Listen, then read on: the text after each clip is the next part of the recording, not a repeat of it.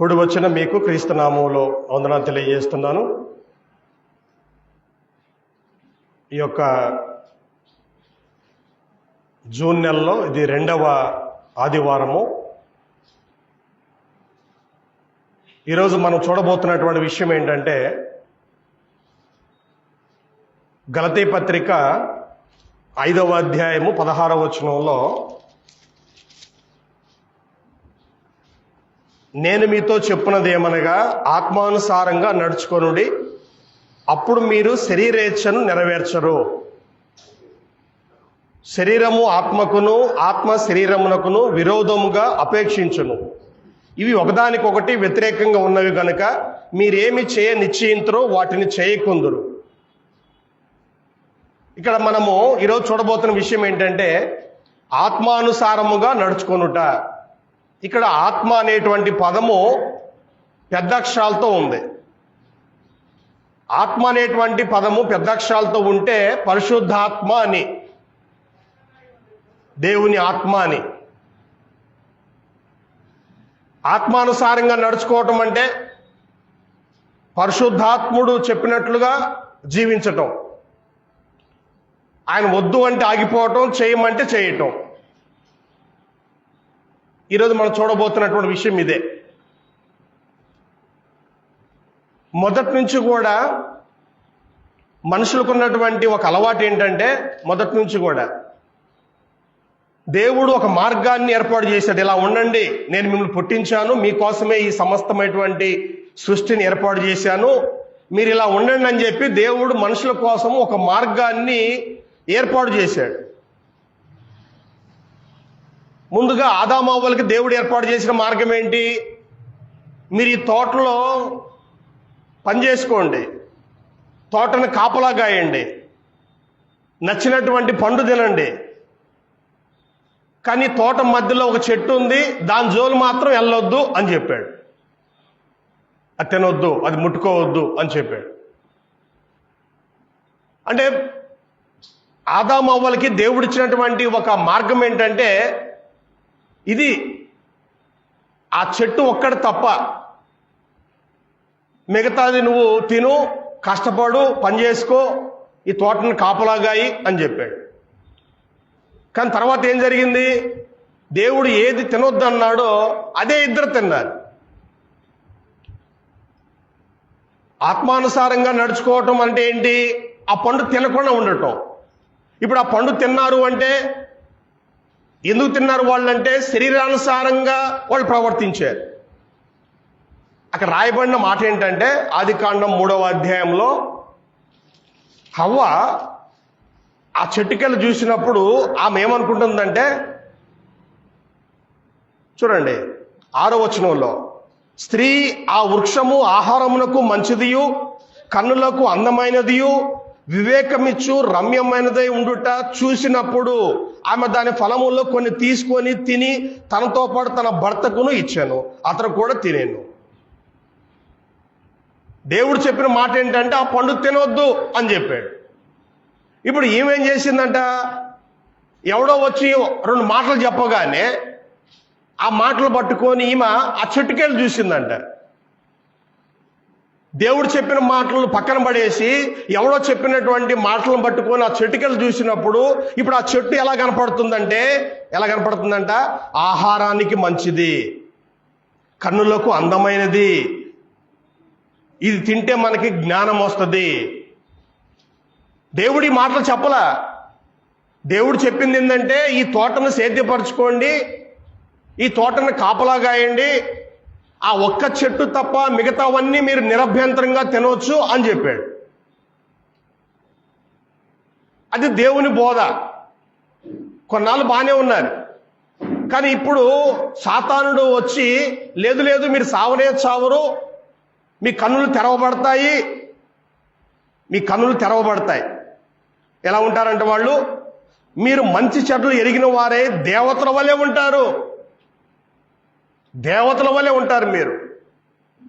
అంటే మీరు దేవుళ్ళలాగా ఉంటారు, మీ కళ్ళు తెరవబడతాయి అని చెప్పినప్పుడు ఇప్పుడు ఏం చేసిందంటే ఆమె వాడి మాటలు మనసులో పెట్టుకొని ఆ చెట్టుకెళ్ళి చూసినప్పుడు ఇప్పుడు ఆమెకి ఎలా కనపడుతుందంటే ఆ చెట్టు రోజు చూస్తుంది, అంతకుముందు రోజు చూసేది, రోజు కంటే ఇప్పుడు డిఫరెంట్ కనపడుతుంది ఆ చెట్టు. కన్నులకు అందమైనది, ఆహారానికి మంచిది, రోజు చూస్తూనే ఉంది ఆ చెట్టు. రోజు దేవుని యొక్క మార్గంలో ఉన్నారు, దేవుని యొక్క భయం ఉండేది. ఇప్పుడు దేవుని మార్గాన్ని వదిలేసి, దేవుని యొక్క భయాన్ని వదిలేసి ఎవరో చెప్పిన మాటలను బట్టి ఆ పండు తిన్నది. వాళ్ళిద్దరూ దేవుని యొక్క మార్గాన్ని చెడగొట్టుకున్నారు, నచ్చినటువంటి మార్గాన్ని వాళ్ళు ఎంచుకున్నారు. దేవుడు వద్దు అని అంటే వాళ్ళు ఆ పని చేశారు. అది వాళ్ళతోనే ఆగిపోవాలా. ఆదికాండము 6వ అధ్యాయం వచ్చేసరికల్లా,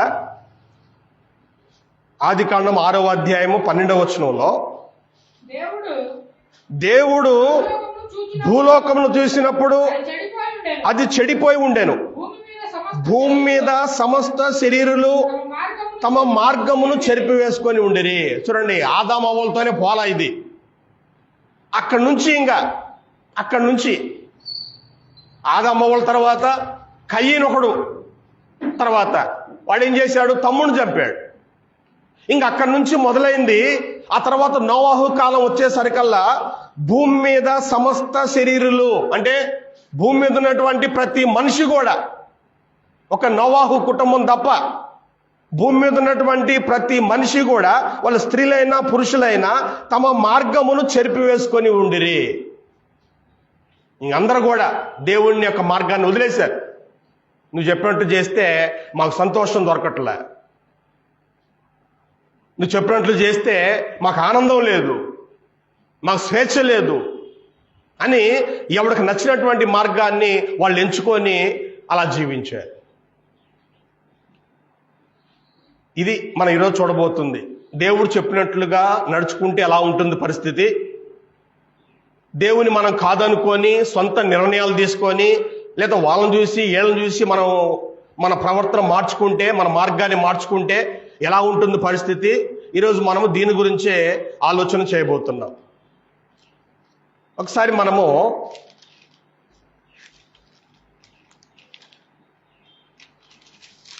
న్యాయాధిపతుల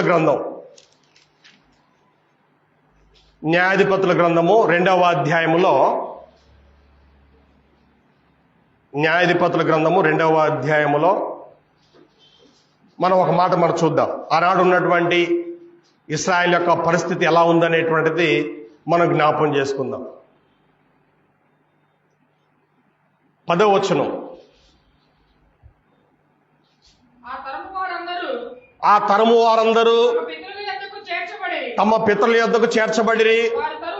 వారి తరువాత యెహోవానైనను ఆయన ఇశ్రాయేలు కొరకు చేసిన కార్యములైనను ఎరుగని తరం ఒకటి పుట్టగా, ఇశ్రాయేలీయులు యెహోవా కన్నుల ఎదుట కీడు చేసి ఐగుప్తు దేశంలో నుండి వారిని రప్పించిన తమ పితరుల దేవుడైన యెహోవాను విసర్జించి బయలుదేవతలను పూజించి తమ చుట్టూ ఉండు జనుల దేవతల్లో ఇతర దేవతలను అనుసరించి వాటికి నమస్కరించి యెహోవాకు కోపం తెప్పించిరి. అక్కడ పదం ఏంటంటే తమ చుట్టూ ఉన్న జనుల దేవతలలో అన్నాడు. ఇశ్రాయేల్ ప్రజలు మోషే చేత, అహరోను చేత ఐగుప్తులో నుంచి బయటకు వచ్చారు. దేవుడు వారి కొరకు ఎన్నో అద్భుతాలు చేశాడు, మహత్కార్యాలు చేశాడు. ఒక్క యుద్ధం కూడా జరగకుండా, వాస్తవానికి ఒక దేశం ఇంకో దేశంలోంచి స్వతంత్రం పొందాలి అని అంటే ఎన్నో యుద్ధాలు చేయాలా, ఎంతో మంది చనిపోవాలా. కానీ యుద్ధం జరగలేదు. కానీ ఇశ్రాయేలు యొక్క శత్రువులే నశించిపోయారు. యుద్ధం జరగకుండానే చచ్చిపోయారు వాళ్ళు. వాళ్ళకి ఆ భయం వచ్చి మా దేశం వదిలిపెట్టి వెళ్ళిపోండి అని చెప్పి వీళ్ళని పంపించారు. ఆ తర్వాత 40 సంవత్సరాలు దేవుడు వారిని అద్భుత రీతిగా పోషించాడు. మరి వాళ్ళు నడుస్తున్నారు. మరి పని చేసుకుంటేనే కదా డబ్బులు వచ్చేది, అన్నం వండుకునేది. ఇప్పుడు పని లేదు, పాట లేదు, మరి భోజనం ఎట్లా? దేవుడు 40 సంవత్సరాలు ఆకాశం నుంచి ఆహారం కురిపించాడు. మాంసం లేదంటే మాంసం ఇచ్చాడు. నీళ్లు చేదుగా ఉన్నాయంటే నీళ్లను మధురంగా మార్చాడు. నీళ్లు లేవు, ఇవన్నీ రాతి ప్రదేశము, నీళ్లు లేవు అంటే బండలో నుంచి నీళ్లు రప్పించాడు. ఆ తర్వాత వాళ్ళు నడిచేటువంటిది అరణ్యం, పాములు ఉంటాయి, తేళ్ళు ఉంటాయి, అడవి మృగాలు ఉంటాయి. కానీ ఏటి ద్వారా కూడా వాళ్ళు ఇబ్బంది పడలా. 40 సంవత్సరాలు నడక అంటే ఎలా ఉంటుందంటే కాళ్ళు వస్తాయి, కానీ కాళ్ళు వాయలేదు. ఆ తర్వాత మరి వాళ్ళ దగ్గర డ్రెస్సులు కూడా లేవు, తినటానికే తిండి లేకపోతే ఇంకా బట్టలకు డబ్బులు ఏం వస్తాయి? వాళ్ళు వేసుకునే బట్టలు మాసిపోలేదు, వాళ్ళ చెప్పులు అరిగిపోలేదు. బట్టలకే డబ్బులు లేవు, చెప్పులకే డబ్బులు ఎలా ఉంటాయి? అసలు తిండికే డబ్బులు లేవు కదా.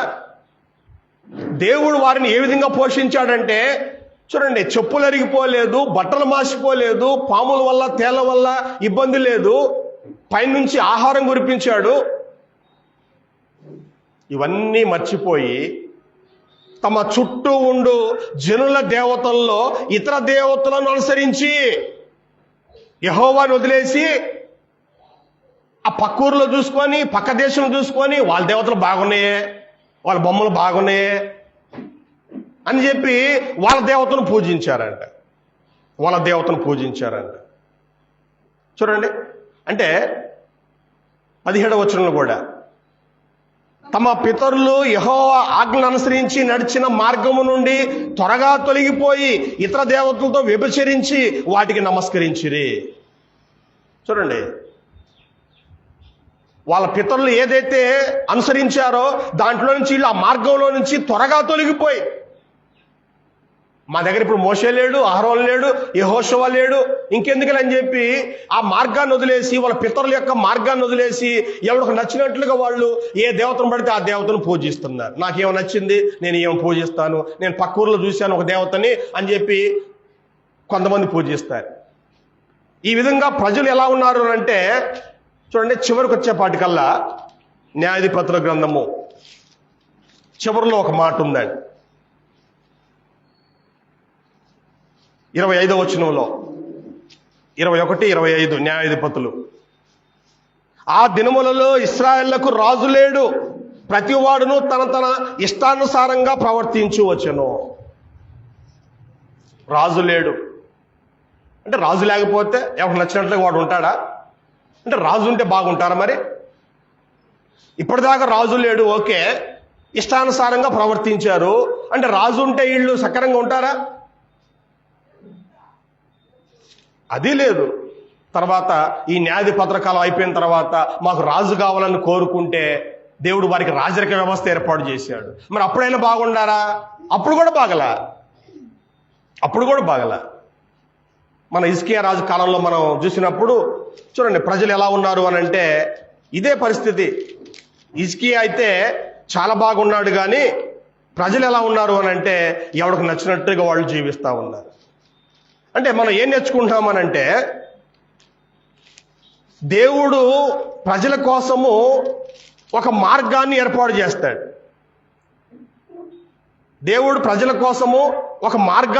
చేస్తాడు. ఇలా ఉండండి, మీకు బాగుంటుంది, మీరు సంతోషంగా ఉంటారు అని దేవుడు ప్రజల కోసము ఒక మార్గాన్ని ఏర్పాటు చేస్తాడు.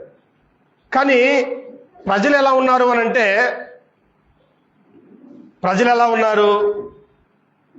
ఎవరికి నచ్చినట్లుగా వాళ్ళు జీవిస్తూ ఉన్నారు. అంటే ఇక్కడ విషయం ఏంటంటే ఒక మాట మనము జ్ఞాపకం చేసుకోవాలి. దేవుడు ఎప్పుడు కూడా మన క్షేమం చూస్తాడు, మనం బాగుండాలి అని దేవుడు చూస్తాడు. నువ్వు బాగుండాలి, ఎందుకంటే నిన్ను పుట్టించింది నేను, నిన్ను పోషించేది నేను. రేపు నువ్వు ఏడ్చేది కూడా నేనే.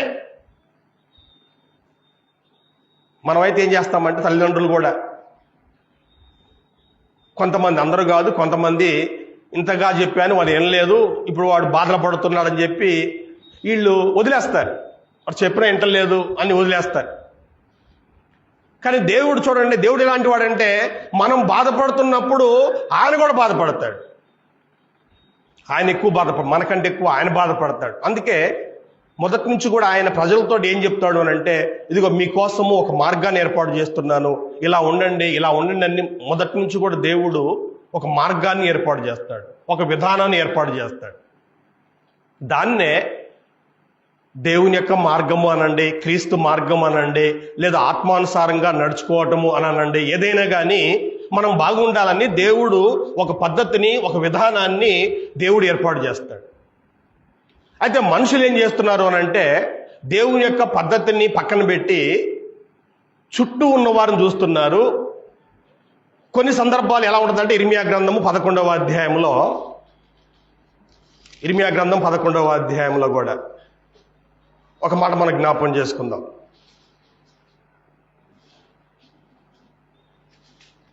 ఇర్మియా గ్రంథము 11వ అధ్యాయము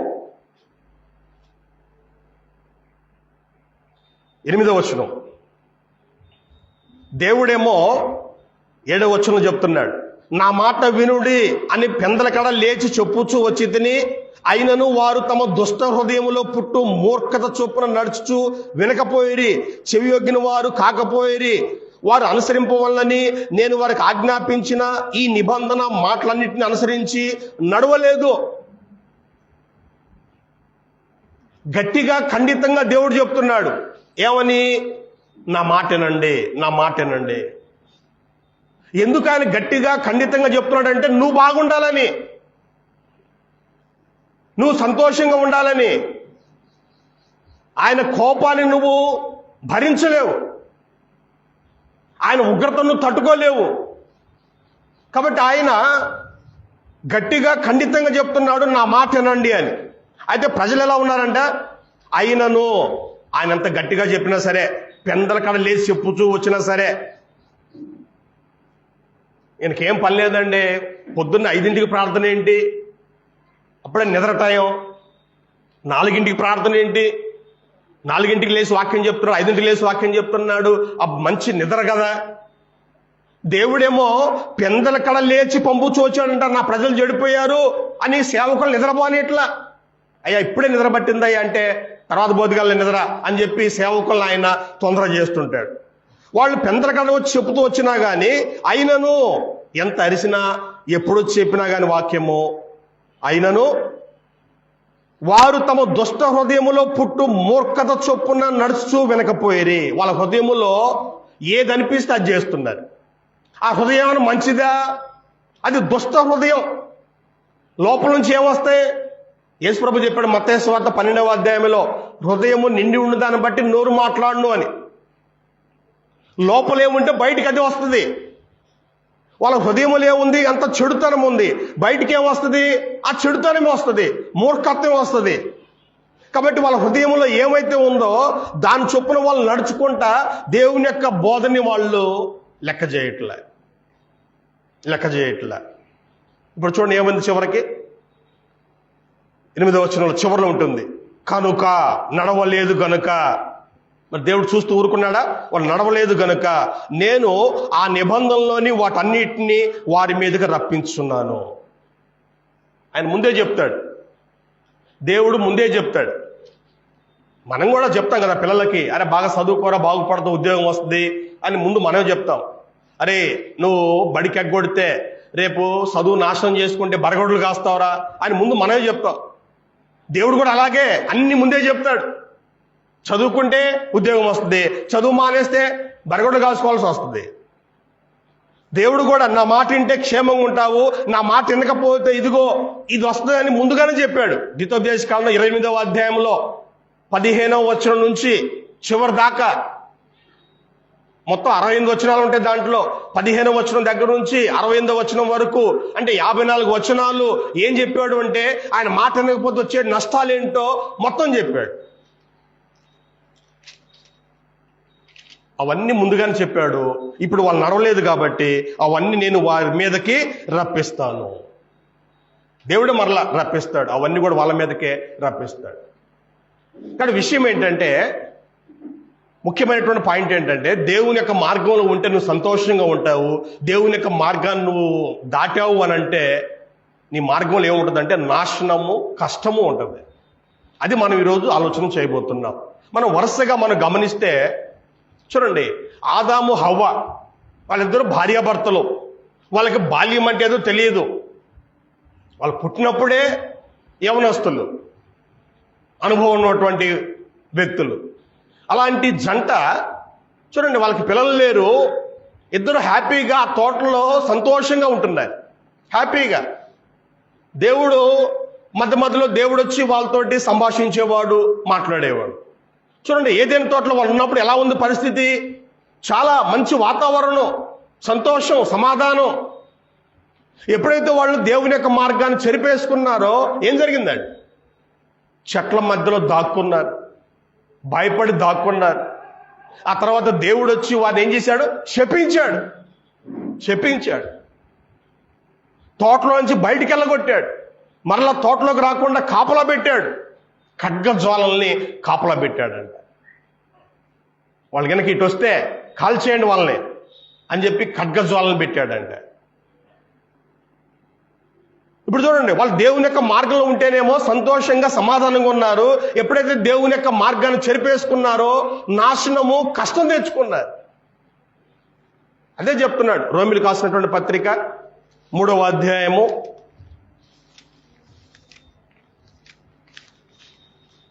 దేవుడు ముందుగానే చెప్తాడు.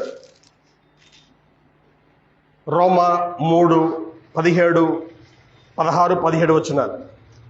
నాశనమును కష్టమును వారి మార్గములో ఉన్నవి, శాంతి మార్గము వారు ఎరుగరు. దేవుని యొక్క మార్గంలో శాంతి ఉంటుంది, ప్రశాంతంగా, ఎలాంటి ఇబ్బంది లేకుండా, టెన్షన్ లేకుండా. ఈ మధ్య డాక్టర్లు చెప్తున్నారు, డాక్టర్ దగ్గర పోగానే ఆయన అంటున్నాడు కొంతమందికి, అబ్బాయి నీకు ఒంట్లో ఏ రోగం లేదబ్బాయి, కానీ నువ్వు ఏదో ఆలోచన చేస్తున్నావు అంటాడు. ఈ బీపీ వాళ్ళు పోతే, ఈ షుగర్ వాళ్ళు పోతే వాళ్ళకేం చెప్తున్నారు? ఏమో ఆలోచన వల్ల వచ్చింది ఈ జబ్బు, నీకు నువ్వేదో బాగా ఆలోచించావు, అందుకే షుగర్ వచ్చింది, బీపీ వచ్చింది అని చెప్తున్నారు. ఈరోజు ఆలోచనలో ఒకసారి మనము మీకా గ్రంథము 4వ అధ్యాయములో, మీకా గ్రంథము 4వ అధ్యాయం దేవుని యొక్క మార్గాన్ని గురించి ఇక్కడ చెప్తున్నాడు. 765వ పేజీలో మీకా గ్రంథము 4వ అధ్యాయంలో దేవుని యొక్క మార్గం గురించి మాట్లాడుతున్నాడు. 2వ వచనం చివర చూడండి, ఆయన తన మార్గముల విషయమై మనకు బోధించును, మనం ఆయన త్రోవల్లో నడుచుకుందాము అని చెప్పుకొందరు. ఆయన మార్గము, ఆయన త్రోవ రెండు ఒకటే. ఆయన మధ్యవర్తి అయి అనేక జనములకు న్యాయం తీర్చును, దూరమున నివసించు బలము గల అన్ని జనులకు తీర్పు తీర్చును. వారు తమ ఖడ్గములను నాగటి నక్కులుగాను తమ ఈట్లను మచ్చుకత్తులుగాను సాగొట్టుదురు. జనం మీదకి జనము ఖడ్గమెత్తకుండును, యుద్ధము చేయ నేర్చుకుంటా జనులు ఇక మానివేతురు. ఎవరి భయం లేకుండా ప్రతివాడు తన ద్రాక్ష చెట్టు కిందను తన అంజురపు చెట్టు కిందను కూర్చుండును. ఎవరి భయం లేకుండా ప్రశాంతంగా చెట్టు కింద మంచం వేసుకొని పడుకుంటాడు. యుద్ధం చేయట, ఆ నేర్చుకోవటం మానేస్తాడు. వాళ్ళ యొక్క కత్తులు కూడా అవన్నీ చెడగొట్టుకొని, చూడండి, ఆ కత్తులు, ఆ ఈటలు, ఆ బరిసెలు అవన్నీ కూడా చెడగొట్టుకొని కూరగాయలకు వస్తున్నటువంటి కత్తుల్లాగా, లేదా కట్టలు నరికేటువంటి కత్తుల్లాగా సాగొట్టుకుంటారంట. లేదా నాగటి నక్కుల్లాగా, అంటే వ్యవసాయం చేసుకుందాం, నాగలకి కర్ర ఉంటుంది కదా, మన కర్ర అంటాం. చూడండి, వాళ్ళు కత్తులన్నీ చెడగొట్టుకొని నాగలకి కర్రు చేయించుకున్నారంట. మేము వ్యవసాయం చేసుకోవాలండి, యుద్ధం కాదు మేము చేయాల్సింది, ఎక్కడి నుంచి మేము వ్యవసాయం చేసుకోవాలి, ప్రశాంతంగా బ్రతకాలి అనుకుంటున్నారండి. ఎప్పుడు? ఆయన మార్గంలో మనము ఉంటున్నప్పుడు. కాబట్టి దేవుని యొక్క బోధలో మనం ఉంటున్నప్పుడు ప్రశాంతంగా ఉంటాం. దేవుని యొక్క బోధన మనము వదిలేసామనంటే, ఆయన మార్గాన్ని వదిలేసామనంటే నాశనము, కష్టం ఉంటుంది మన యొక్క మార్గాల్లో. మన జీవితాల్లో నాశనము లేదా కష్టం, సావు, లేకపోతే బతికితేనేమో కష్టాలు.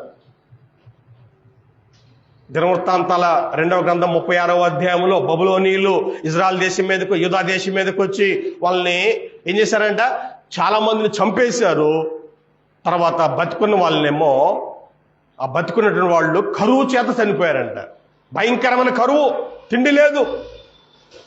మన విలాపవాక్యం చూస్తే మనకు అర్థమవుద్ది ఎంత కరువు అనేటువంటిది. ఉంటేనేమో ఆకలి సావులు, లేదా నాశనం. 1,00,000 మందిని చంపాడు, 2,00,000 మందిని చంపాడు, ఆ లెక్క. ఆ లెక్క కాకపోతేనేమో బ్రతుకున్న వాళ్ళేమో ఆకలి చేత, నీళ్లు లేక, అన్నం లేక చనిపోవటం, రోగాలు వచ్చి చనిపోవటం.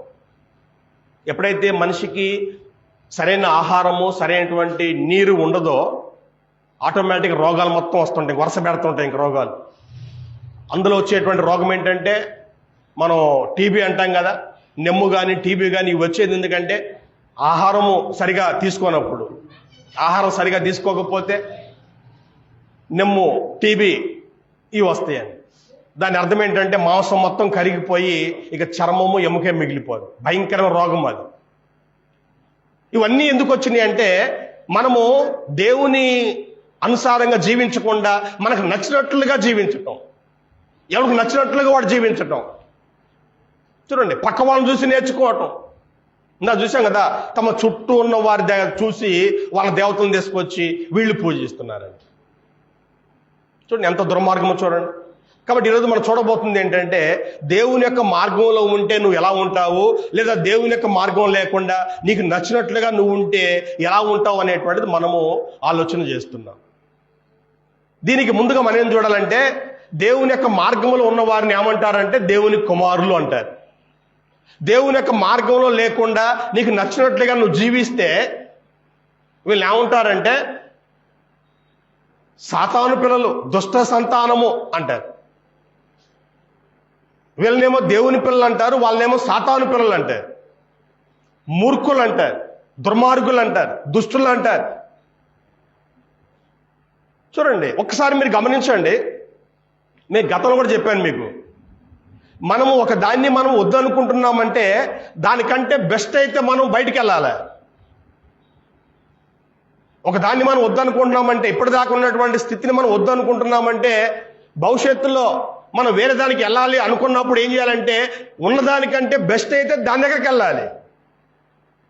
కానీ పరిస్థితులు ఎలా ఉన్నాయంటే, ఎలా ఉన్నది తెలుసా, ఒక పెద్ద ఉద్యోగం చేసేటువంటి వాడు అది వదిలేసి మనం చిన్న చిన్న ఉద్యోగాలు ఉంటాయి కదా, ఉదాహరణకి ఈ రోడ్లు ఊడ్చేటువంటి పని, అంటే దాన్ని తప్పని అంటలేదు, కానీ పెద్ద కలెక్టరు అది వదిలేసి రోడ్లు ఊడుస్తాను అని అంటే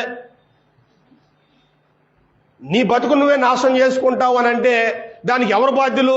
నువ్వే బాధ్యుడివి. ఈరోజు దేవుడు మనుషుల కోసం ఒక అందమైనటువంటి సృష్టిని ఏర్పాటు చేసి, ఒక మంచి మార్గాన్ని ఏర్పాటు చేసి హాయిగా జీవించండి అని దేవుడు మనకి ఈ భూమిని, ఈ సృష్టిని మనకు అప్పచెప్తే మనం ఏం చేస్తున్నామంటే నాశనము, కష్టాన్ని మనము కొని తెచ్చుకున్నాం. చూడండి, ఇర్మియా గ్రంథం 2వ అధ్యాయంలో ఇదే దేవుడు వారిని అడుగుతున్నాడండి.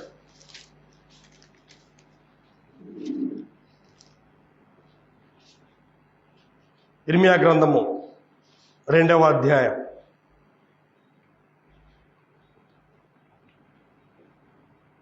17వ వచనం.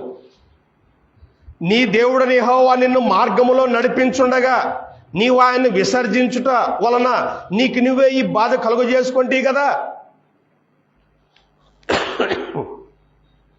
నీవు షీహోర్ నీళ్లు త్రాగుటకు ఐగుప్తు మార్గంలో నీకేం పనున్నది?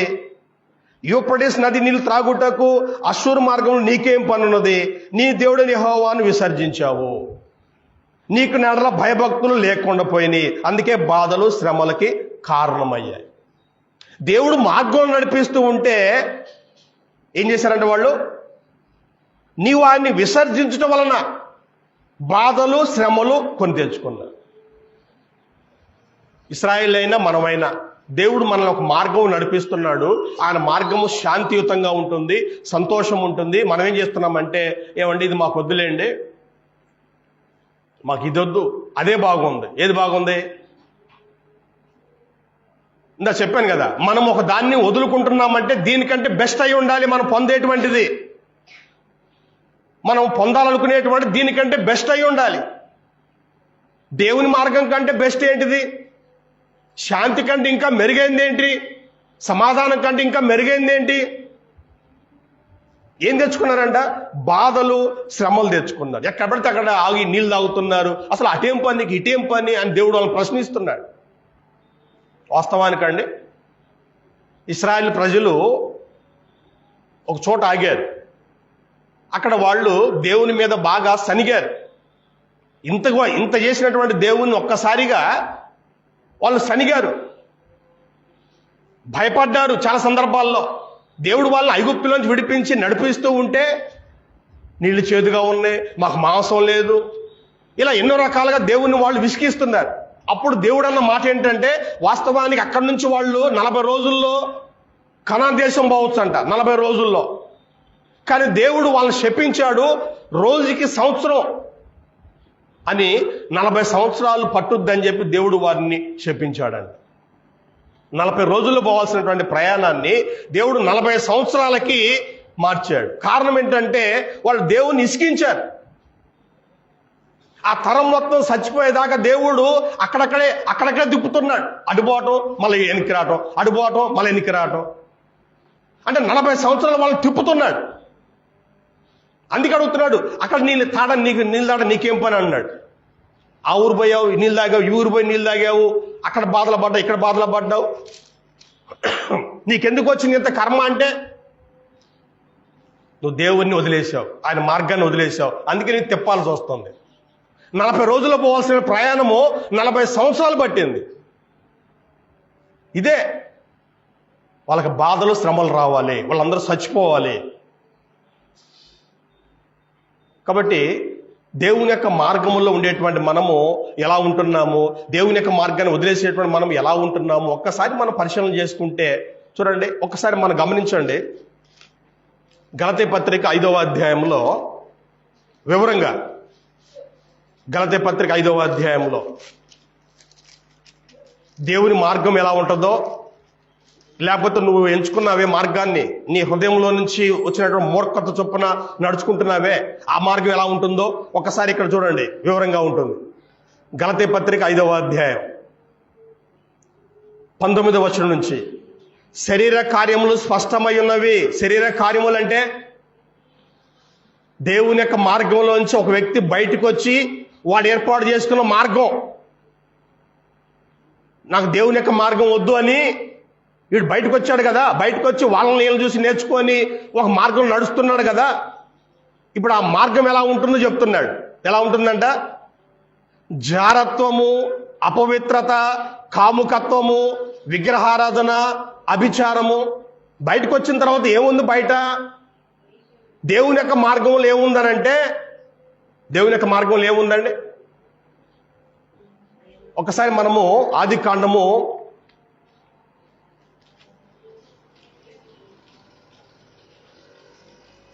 24వ అధ్యాయం, ఆదికాండం 24వ అధ్యాయము 16వ వచనంలో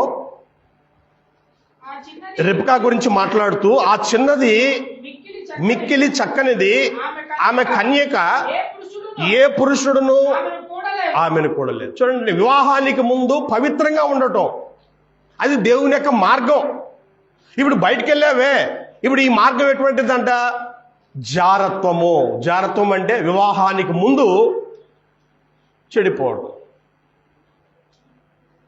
చూడండి, ఈరోజు మొన్న కూడా రీసెంట్గా భారతదేశంలో ఒక లేడీ హీరోయిన్, ఆమె పెళ్లికి ముందు తప్పేంటి, అలా ఉంటే తప్పేంటి అనే స్టేట్మెంట్ ఇచ్చేది.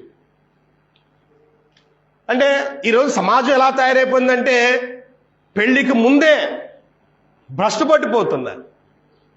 ఇప్పుడు చూడండి, నీ మార్గం ఎలా ఉంది, దేవుని యొక్క మార్గం ఎలా ఉంది. దేవుని యొక్క మార్గం గురించి నేర్చుకున్నటువంటి రిబ్కా వివాహానికి ముందు పవిత్రంగా ఉంది, పవిత్రంగా ఉంది. ఇప్పుడు మనం ఒక మార్గం ఏర్పాటు చేసుకున్నాం కదా, నచ్చినట్లుగా ఉంటున్నాం కదా. ఎలా ఉంటున్నాం? నచ్చినట్టుగా. వివాహానికి ముందే భ్రష్టు పట్టడం, ఇది మన మార్గం, ఇది మన మార్గం. ఈరోజు మీరు గమనించండి, వాస్తవానికి క్రైస్తవులు వివాహాన్ని పెట్టిన పేరేంటి తెలుసా? క్రైస్తవులు వివాహానికి పెట్టినటువంటి పేరేంటంటే పరిశుద్ధ వివాహము అంటారు. కానీ ఆ కార్డులో ఉంటుంది కానీ ఆ పేరు, ఆ వివాహంలో పరిశుద్ధ అనేటువంటిది ఉండట్లా. ఇస్సాకు పెళ్లి చేసుకునే సమయానికి అతని వయసు ఎంత తెలుసా? 40 సంవత్సరాల వయసు అండి. 40 సంవత్సరాల వయసు అండి. ఇతను ఏం చేస్తున్నాడు ఏమన్నా ఒకసారి మనం గమనిద్దాం. ఆదికాండము 24వ అధ్యాయంలోనే, ఆదికాండము 24వ అధ్యాయం 63వ వచనంలో, సాయంకాలమున ఇస్సాకు పొలములో ధ్యానింప బయలు వెళ్ళి కనులెత్తి చూసినప్పుడు ఒంటెలు వచ్చుండెను. రెబెకా కళ్ళెత్తి ఇస్సాకును చూసి ఒంటె మీద నుంచి దిగి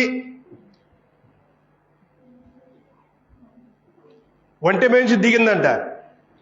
మనల్ని ఎదుర్కొంటకు పొలములో నడుచున్న ఆ మనుషుడు ఎవరని దాసుని అడగగా అతడు ఇతను నా యజమానుడు అని చెప్పాను. కనుక ఆమె ముసుగు వేసుకొనేను. అప్పుడు ఆ దాసుడు తాను చేసిన కార్యములన్నీ ఇస్సాకుతో వివరించి చెప్పాను. ఇస్సాకు తల్లి అయిన శారా గుడారంలోనికి ఆమెను తీసుకొని పోయాను. అట్లు అతడు రెబెకాను పరిగ్రహింపగా ఆమె అతనికి భార్య అయిను. అతడు ఆమెను ప్రేమించాను.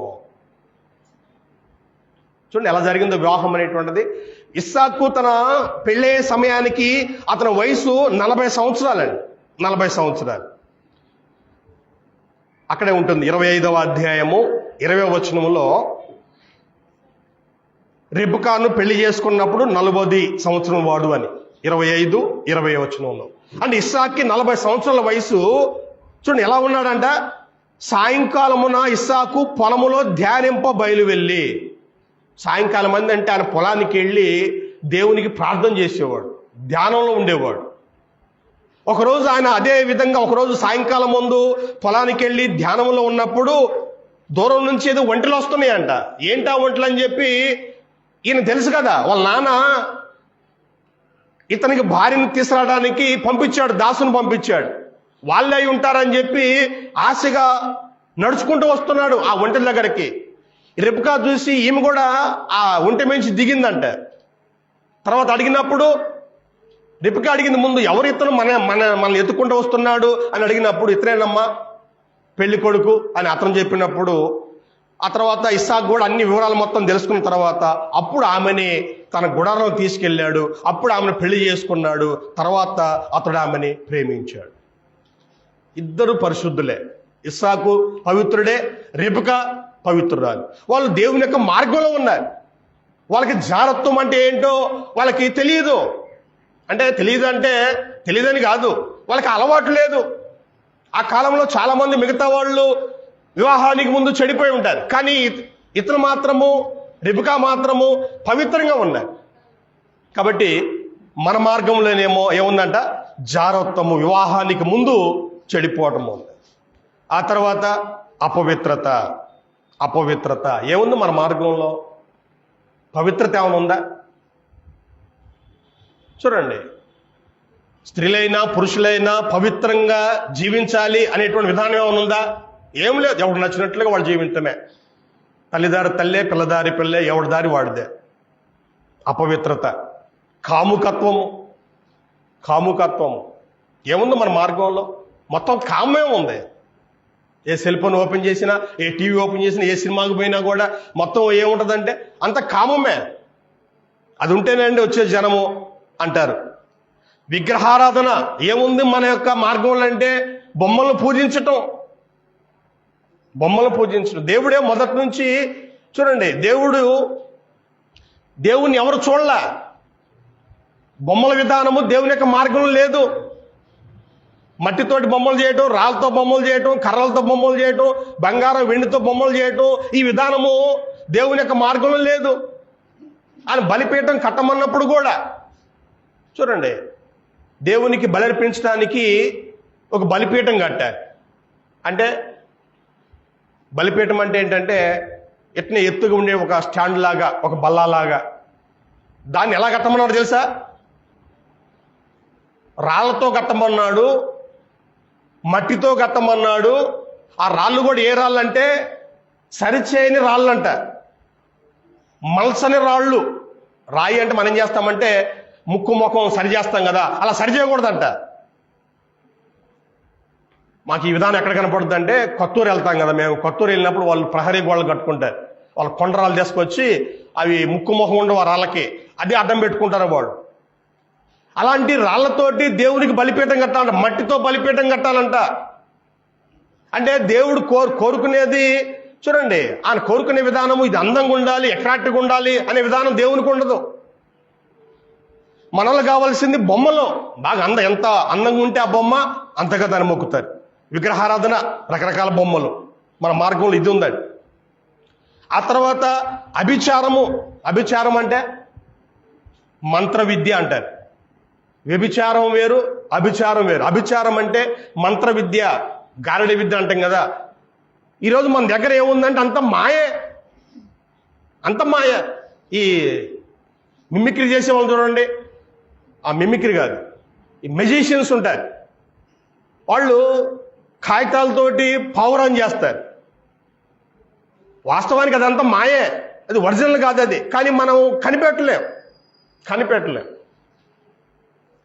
అభిచారం అంటే మంత్ర విద్య, గారడీ విద్య. ఇదే మనకు కావాలి. మన మార్గంలో ఏముందంటే ఈరోజు ఎక్కడ పెట్టినా కూడా రోడ్ల మీద పెట్టి కూడా మంత్రాలు చేస్తున్నారు. దానికి అలవాటు పడిపోయాం. ఆ తర్వాత ఇంకేముండండి, ద్వేషాలు, కలహాలు. వాడంటే నా పడదండి, వాడింటికి నేను పోనండి, వాటితో మాట్లాడనండి. ఏం సాధించావు నువ్వు? దేవుని యొక్క మార్గాన్ని వద్దనుకుని ఏం సాధించావు? పక్కింటోడితో పలకో, తల్లితో పలకో, తండ్రితో పలకో, అన్నదమ్ములతో పలకో. దేశము, కలహాలు. ఆ తర్వాత అసూయలు, ద్వేషము, కలహము, మత్సరములు, కుళ్ళుపడటం, క్రోధములు, కక్షలు, భేదములు, విమతములు, అసూయలు. కక్షలు పెట్టుకుంటున్నావు, ఏం సాధించావు? క్రోధం, వాడంటే నాకు మామూలు కోపం కాదని అంటారు కదా. భేదాలు, మీ వర్గం వేరు, మా వర్గం వేరు, మీ ఇంటి పార్టీ వేరు, మా ఇంటి పార్టీ వేరు. ఓకే, పేరు ఓకే, కానీ మరి కలిసి ఉండాలి కదా. లేదు, మా కులం మాదే, మీ కులం మీదే. ఏం సాధించాం మనము? దేవుని యొక్క మార్గానికి కాదని ఏం సాధించాం? ఎన్నో కులాలు, ఎన్నో వర్గాలు, ఎన్నో పార్టీలు. భారతదేశం నా మాతృభూమి, భారతీయులందరూ నా సహోదరులు. ఏదో అప్పుడు పాడతాం, స్కూల్లో పాడిస్తారు, వాళ్ళు పాడపోతే కొడతారు కదా వాళ్ళు అక్కడ. అంతే, అది అంతవరకే, ఆ పాట వరకే. ఆ తర్వాత ఆ పాట పాడినంత సేపే, క్లాసులో పోయిన తర్వాత ఆ రిజిస్టర్లో ఉంటుంది, వీడిదే కులం, ఆదే కులం మొత్తం ఉంటుంది. పాట మాత్రం భారతదేశంలో మాత్రం భారతంలో నా సహోదరులు అంటారు. మరలా వీడు వాడు, వాడు వీడు అని అక్కడ భేదాలు. విమతములు అంటే అరే మనము ఈ విధానంలో ఉందామంటే నచ్చదు. ఈరోజు మీరు చూడండి, హిందువుల్లో 3 కోటి దేవతలు ఉన్నారంట, 3 కోట్ల మంది ఉన్నారంట దేవతలు. వాళ్ళకి నేను గంగమ్మను పూజిస్తాను ఒక ఆయన అంటాడు, నేను అల్లమ్మను పూజిస్తాను అంటాడు, మైసమ్మను పూజిస్తాను అంటాడు. ఎవడు మతం వాడిది, ఎవడి విధానం వాడిది. భారతదేశంలో కూడా ఎన్నో మతాలు ఉన్నాయి. హిందూ మతం, క్రిస్టియానిటీ, ఇస్లాము, జైనులు, బుద్ధులు, ఎన్నో మతాలు, అనేక విమతాలు అంటే అనేక మతాలు. ఏం సాధించాం మనము? అసూయలు, ఒకరికొకడు ఓర్చుకోలేడు. మత్తతులు, ఇప్పుడు ఇది హైలైట్ అయిపోయిందండి. మత్తతులు అంటే మత్తు పానీయాలు. ఈరోజు ఆంధ్రప్రదేశ్ నడుస్తుందంటే, తెలంగాణ నడుస్తుందంటే, గవర్నమెంట్ నడుస్తుందంటే ఇదేనంట, మందేనంట. వీటి వల్ల వచ్చేటువంటి ఆదాయంతోనే రాష్ట్రాలు బతుకుతున్నాయి. ఆ స్థాయికి వెళ్ళాం మనం. ఇప్పుడు చిన్నలు లేరు, పెద్దలు లేరు, రోడ్డు మీద లేదు, పొలాలు లేవు, ఎక్కడ పెట్టినా కానీ విచ్చలవిడి మత్తు. డ్రగ్స్ అంట ఇంకా దాటిపోయాం. ఈ మందు కాదు, డ్రగ్స్కు అలవాటు పడిపోయారు, గంజాయికి అలవాటు పడిపోయారు. చూడండి, గంజాయికి బారిన పడిన వాళ్ళు, డ్రగ్స్ బారి పడిన వాళ్ళు వాయిల వరుసలు లేవు. నీచంగా కక్కసింగా మనిషిని చంపటం. ఏం సాధించావు? దేవుని యొక్క మార్గాన్ని మనం కాదనుకొని ఏం సాధించావు? ఏం బాగుపడ్డాం? దేవుని యొక్క మార్గం ఎలా ఉంటుందో మనం తర్వాత చూస్తాం. మనం ముందు మన మార్గం చూస్తున్నాం. మత్తు ఉందంతా, అల్లరితో కూడిన ఆటపాటల్లో. పబ్బులు అంటాం, పబ్బు కల్చర్ ఎలా ఉంటుందండి? పబ్బే కాదు, బయట కూడా డీజిల్ పెట్టుకొని ఎగరటం, ఆ పండగ ఈ పండగ అని చెప్పి ఆడవాళ్ళు మగవాళ్ళు కుంకాలు కొట్టుకొని తాగి ఎగరటం రోడ్డు మీద. మన దగ్గర కూడా చూస్తున్నాం. మన దగ్గర కూడా పెళ్ళిళ్ళప్పుడు ఆడవాళ్ళు కూడా డ్యాన్సులు వేస్తున్నారు. ఏం సాధించావు? దేవుని యొక్క మార్గాన్ని కాదనుకొని ఏం సాధించామంటే ఇది మన దగ్గర ఉంది. ఇవన్నీ ఉన్నాయి మన దగ్గర. వీటి వల్ల గౌరవం ఉందా? పవిత్రత ఉందా? కలిసి ఉండేటువంటి విధానం ఉందా? ప్రశాంతంగా పడుకునే విధానం ఉందా? చాలా మంది తల్లిదండ్రులు, అయ్యో మా పెద్దోడు రాలా, మా చిన్నోడు రాలా, వాడు తాగాడు, ఎక్కడ ఉన్నాడు. ప్రశాంతంగా పడుకునే విధానమే లేదు. ఇప్పుడు చూద్దాం దేవుని యొక్క మార్గం ఎలా ఉందనేటువంటిది. 22వ వచనంలో ప్రేమ, సంతోషము, సమాధానము, దీర్ఘశాంతము, దయాళుత్వము, మంచితనము, విశ్వాసము, సాత్వికము, ఆశా నిగ్రహము. దేవుని యొక్క మార్గం ఉంటే వ్యక్తులు ఎలా ఉంటారు?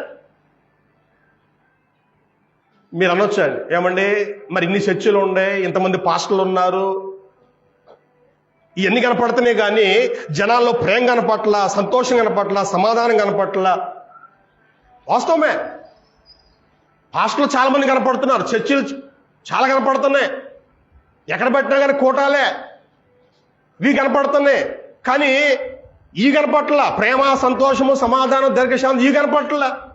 అంటే ప్రార్థనకు వచ్చినా కూడా దేవుని యొక్క మార్గంలో వీళ్ళు నడుచుకోవట్లా.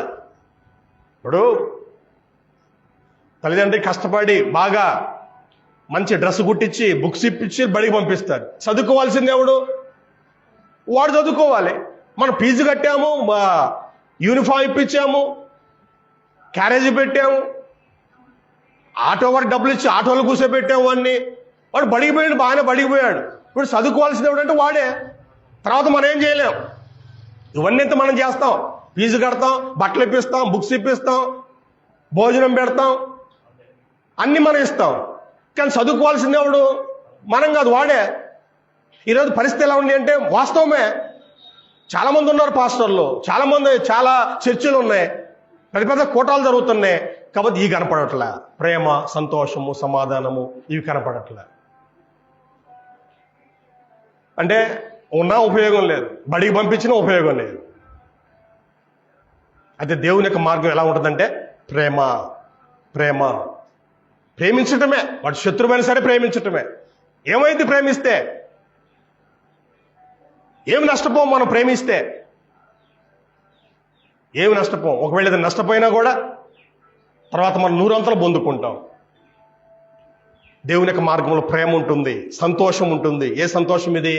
తాగి ఎగిరేది కాదు, తాగి ఎగిరేది కాదండి. దేవుని యొక్క మార్గంలో ఉన్న సంతోషం ఏంటంటే 2 మాటలు మీకు జ్ఞాపం చేస్తాను నేను. హెబ్రీ పత్రిక 10వ అధ్యాయం,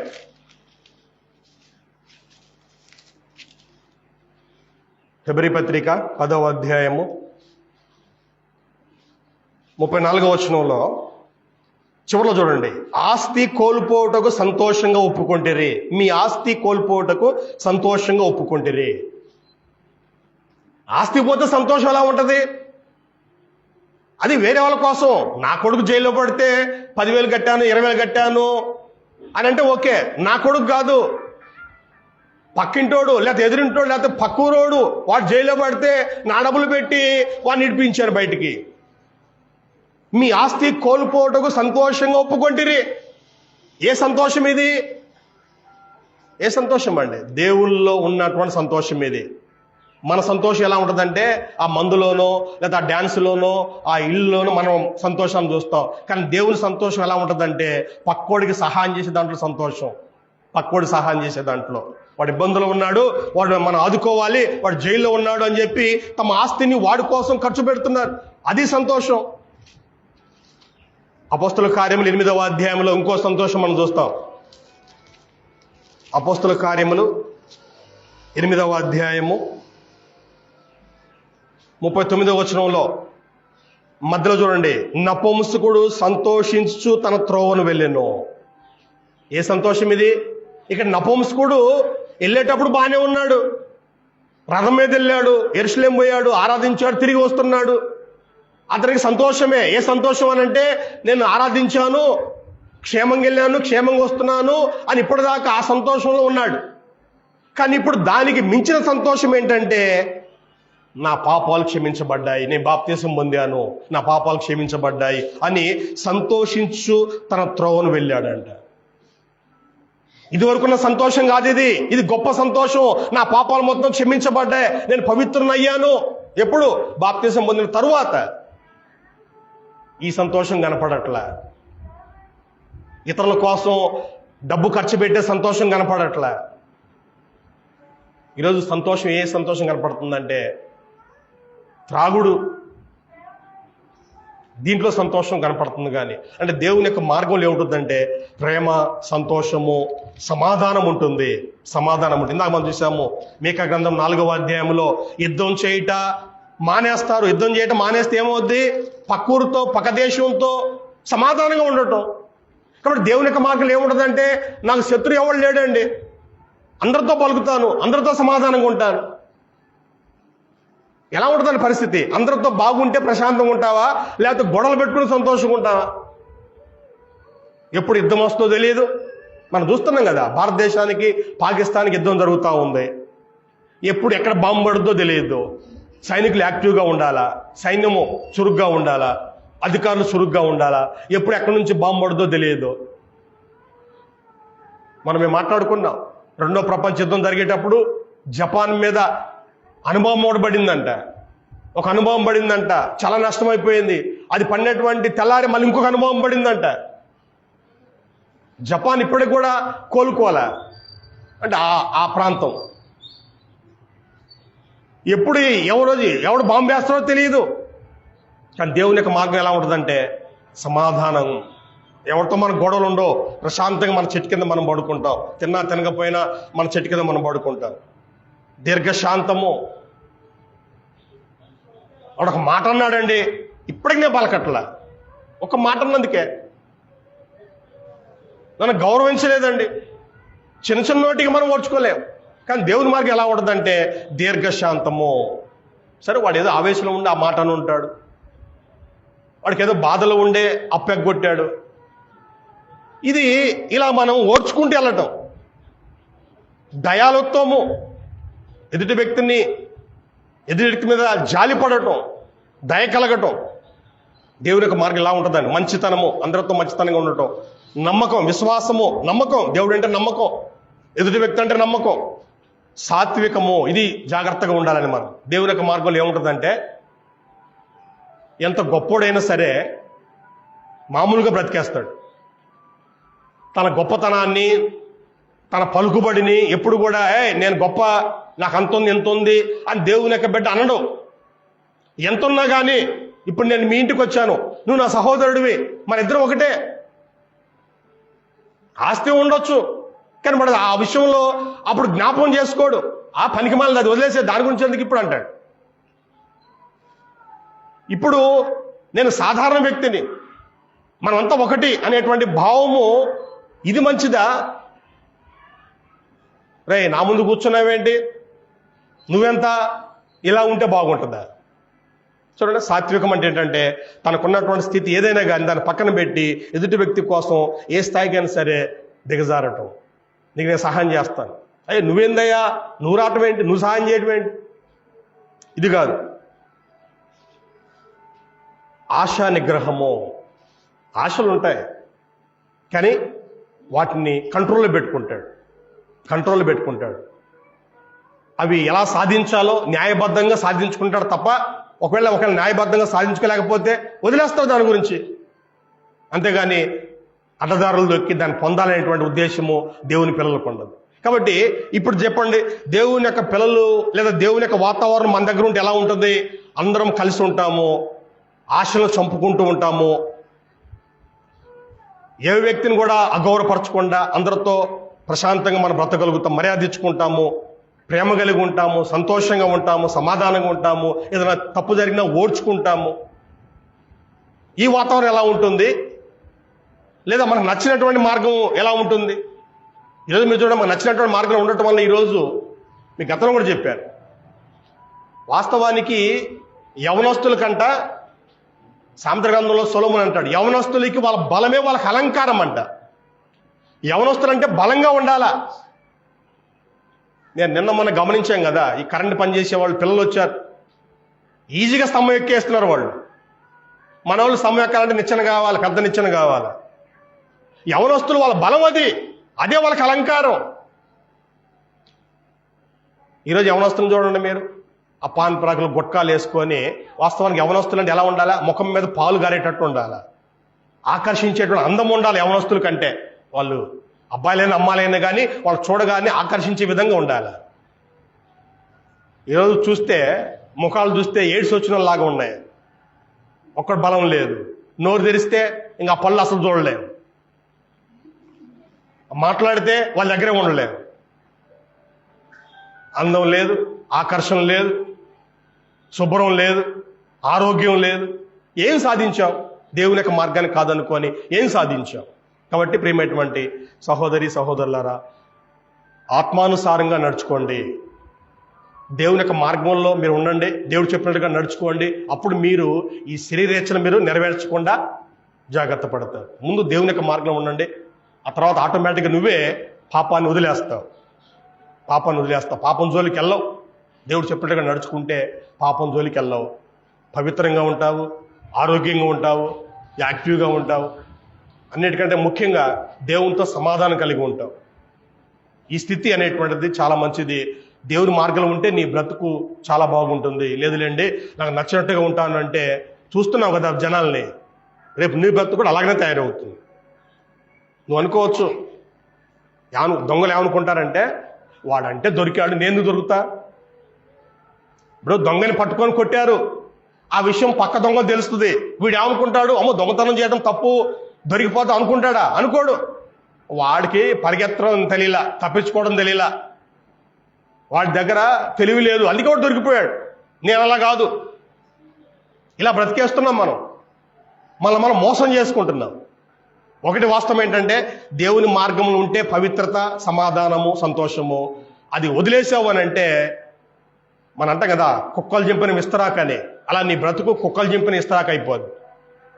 ఆడవాళ్ళైనా మగవాళ్ళైనా దేవునిలో ఉందాం, గౌరవప్రదంగా ఉందాం, ఆరోగ్యంగా ఉందాం. మీ అందరికీ వందనాలు తెలియజేస్తూ ఈ మాటలు ముగిస్తున్నాను.